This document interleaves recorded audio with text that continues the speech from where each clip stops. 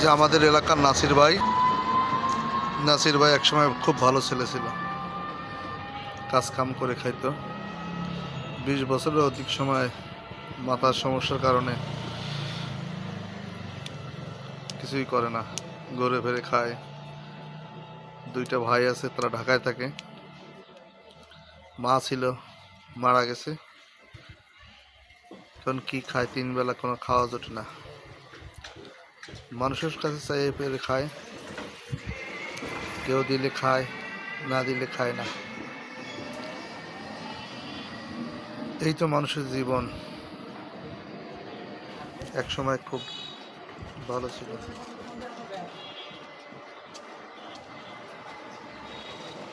সবাই নাসির ভাইয়ের জন্য দোয়া করবেন, নাসির ভাই যেন সুস্থ হয়ে যায়।